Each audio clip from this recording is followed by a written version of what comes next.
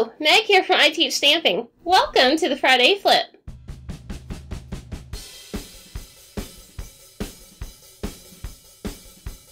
So the Friday Flip is where we take one project idea and we flip it into something completely different, changing up what we need to use supplies that we already have, or to change it up into something we like a little bit more. So let's go ahead and dive in.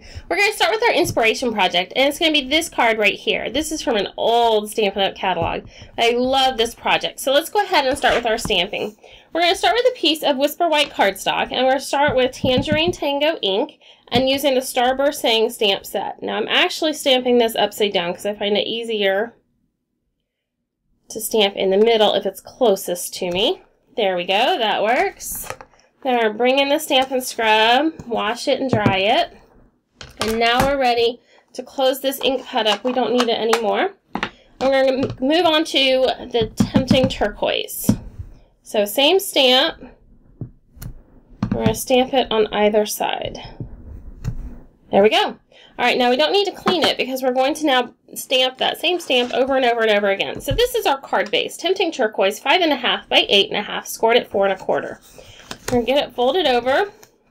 And the first thing we're going to do is we're going to randomly stamp this in the Tempting Turquoise ink onto the Tempting Turquoise cardstock. I can't say it. That's a tongue twister. You try to say that one. And I'm just stamping it on the left-hand side, just like our inspiration project.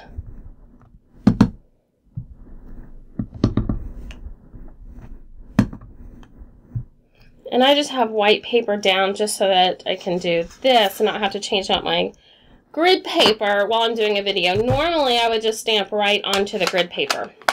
All right, now the next one we're going to bring in is from the 4U stamp set. And both the Starburst sayings and the 4U are rapidly about to retire from Stampin' Up!, but these are some of my favorites. There's some I will not be getting rid of. All right, so I'm going to bring this back in, and I'm going to put the hello. So this is just my imaging sheet that I made to go along with my Stamp-A-Jig, and I get a lot of questions about this all the time. This is Vellum cardstock. When you get the Stamp-A-Jig, it comes with one imaging sheet, but for my wood mount stamps, I like to create my own imaging sheets using Vellum cardstock. Then I just have to create them one time, and then I store them in the stamp set box. All right, so I'm going to stamp my hello in Old Olive ink. There we go, and we are all done with all of our stamping, so no more ink pads. The next thing we're going to do is some paper piercing. So I'm going to bring in, this is from the Essentials Paper Piercing Guide, and my little mat pack thing, a little piercing mat.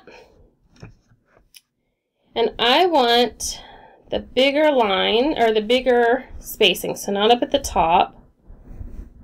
And I want it to go right across that hello. So what I'm doing is I'm looking for lines to line this up. And I have a line here and a line here that I can have right at the edge of my cardstock to get me nice and straight. Then I'm going to work my way out on the hello. So I didn't do it over the hello, just on the outsides of it. And there we have that cute little ridge. All right, so now we are all done with our paper piercing. And let's see here. Let's go ahead and bring in a piece. And this is 1 inch wide of Tempting Turquoise cardstock. And I've got my Scallop border punch. Whenever I use the Scallop border punch, I still prefer to use it upside down. And so I'm going to punch, and we're going to slide and line it up. And punch again. That should not be quite long enough. Let's go one more. So I like to keep my pieces a little bit extra long. This is a tip that I teach in Stamping Family all the time. Because, you know, every time you cut, it's going to be just a little bit different. Just a little bit different. And then your cardstock is either a little bit too long when you layer them together, or a little bit too short if you're going for the exact measurements, if you don't have a paper cutter where you can cut multiple sheets at the same time. So to avoid that, I like to cut my strips a little bit longer than I need them. And this one was a scrap, so I didn't care how long it was. But you'll see in just a minute with the turquoise. So I'm going to take this, and we're going to put this flush to the edge on the left side and the bottom, and keep it flush to the edge. So now it's nice and straight across there. And now I'm just going to flip it over and give it a trim. And now it's the perfect width. Then we're going to come back in with a strip of Tempting Turquoise that's going to be 1/2 inch wide and longer than we need it.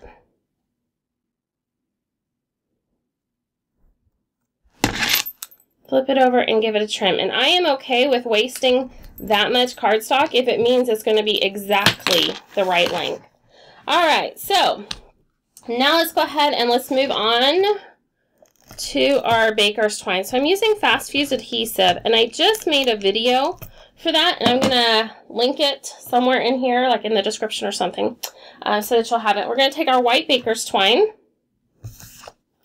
This has rapidly become my go-to adhesive for everything, including ribbon and Baker's Twine, because it's got such a strong hold to it. All right, so we're gonna do this. Now, don't get me wrong, I still love my glue dots, but all right, we're gonna get this trimmed. And the next thing we're gonna do is get it layered onto here. So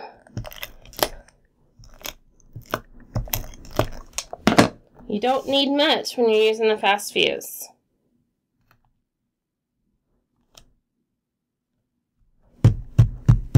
All right, on the back of here, we're gonna go with some dimensionals.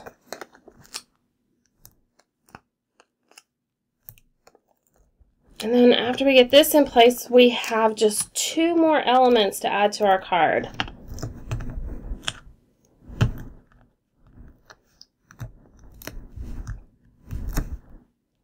The backing's peeled off.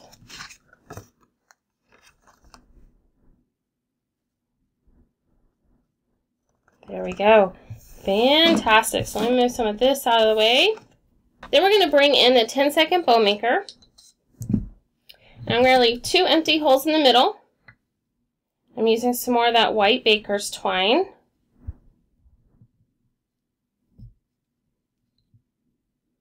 So remember, you can use the 10-second bow maker on any type of ribbon or string or whatever you want. So we're just randomly trimming that. I'll trim it up after it's on the card. I'm going to use liquid glue for this, and I'm going to center it under the hello.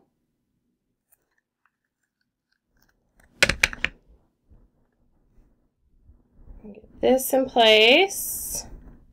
We're going to let it start drying and getting all happy and dry. There we go. All right, so now I'm going to flip this upside down. I'm going to bring in some candy dots. So these are the Brights candy dots, and I'm going to start with that Tangerine Tango. I'll do 2 of those.